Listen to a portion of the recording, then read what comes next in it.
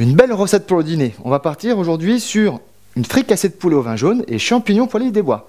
Pour cette recette, nous avons besoin de cuisses de poulet, d'échalotes, de romarin pour le parfum. En champignons, j'ai choisi morilles et girolles, du foie gras cru, du sel, du vin jaune, de la crème, un peu de poivre du moulin, de l'eau et de l'huile d'olive.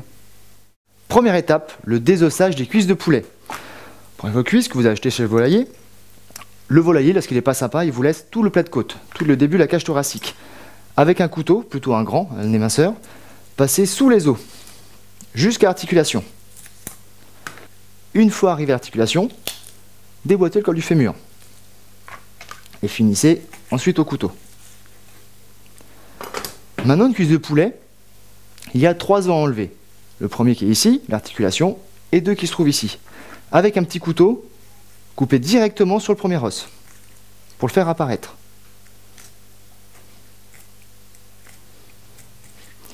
Une fois que l'os est bien apparent, faites glisser le couteau en dessous, pour sortir la première articulation, et grattez jusqu'à la jointure.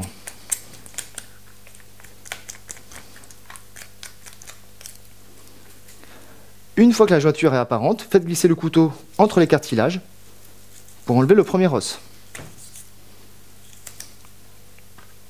Pour le deuxième, même principe, coupez directement sur l'os.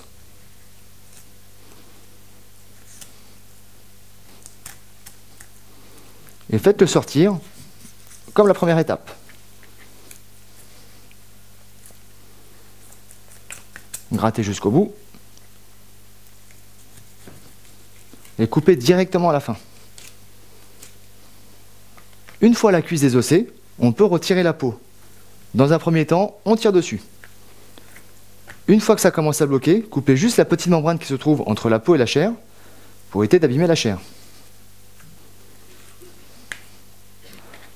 Il ne nous reste plus qu'à couper des beaux cubes relativement gros de poulet.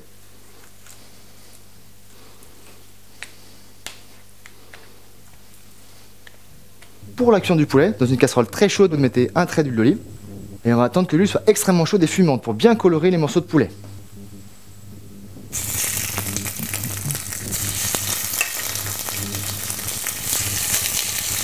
Attendez un tout petit peu avant d'essayer de mélanger car la viande désormais est accrochée et tant qu'elle n'aura pas la même température que la casserole, elle restera accrochée.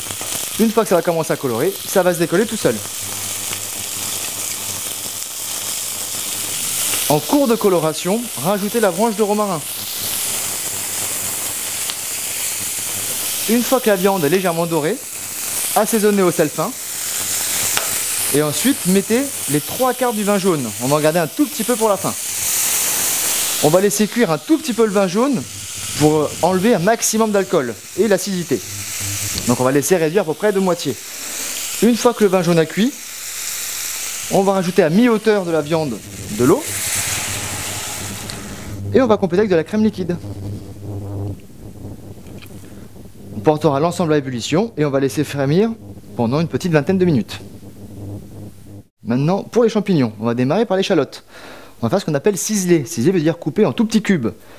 Petite astuce, évitez d'enlever la racine, car la racine va tenir toutes les couches. Et si vous l'enlevez, toutes les couches vont se séparer lors du découpage et on va vraiment s'embêter à finir de couper l'échalote.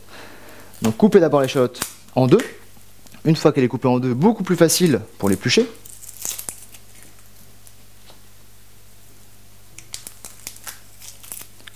Une fois l'échalote épluchée, on enlève bien sûr le côté tige qui n'est pas très beau, qui est un peu séché. La racine est ici. Et on va commencer à couper de très fines lamelles dans toute la largeur, mais sans couper la partie racine. Une fois qu'on a fait la largeur, on va la couper maintenant dans l'épaisseur 1 à 2 fois selon la grosseur de l'échalote. Et ensuite, on va couper très finement, démarrant du côté tige, en allant jusqu'à la racine. Et une fois arrivé à la racine, bien sûr, on la jette. Le foie gras. Donc on est parti sur des tranches de foie gras cru qu'on va couper en gros cubes, car ça fond énormément à la cuisson. N'hésitez pas à couper les morilles si elles sont de taille assez importante, en rondelles. Bien sûr, les champignons ont été lavés au préalable. Les morilles se lavent avec 3 ou 4 eaux différentes car il y a énormément de terre à l'intérieur. Une fois que tout est découpé, on fait chauffer une poêle pour démarrer la cuisson des champignons. Là, on a besoin d'une poêle très chaude pour démarrer par le foie gras. Si la poêle n'est pas assez chaude, le foie gras va fondre complètement et on aura du mal à faire colorer le foie gras. Donc attendez vraiment que la poêle soit très très chaude et bien sûr sans matière grasse. Le foie gras va être l'apport de matière grasse. Vous pouvez commencer à assaisonner avec un tout petit peu de sel fin.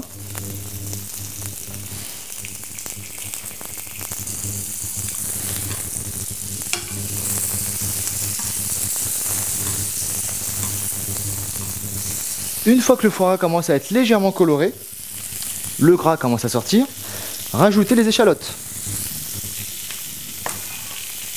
Et encore un tout petit peu de sel.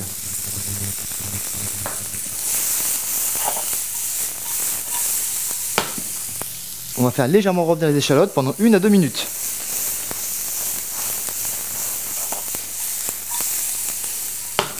Une fois les échalotes légèrement dorées, ajoutez les champignons, du sel fin, et on va les faire cuire pendant 5 petites minutes, à feu très vif. Les champignons et le foie gras ont cuit, on va réserver de côté au chaud en attendant la fin de cuisson du poulet. Le poulet est maintenant cuit, on va rectifier l'assaisonnement avec un petit peu de sel fin, et on va compléter avec le restant de vin jaune pour vraiment retrouver l'odeur et le goût spécifique du vin jaune. Et on stoppe le feu. Passons maintenant au dressage. Désormais, tout est cuit et bien chaud. On va commencer par mettre les champignons. On va les disposer bien sûr proprement, de manière assez nette.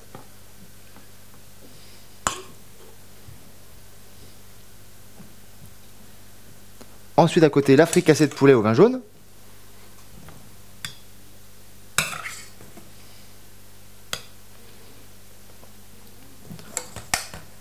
Bien sûr, un petit peu de sauce.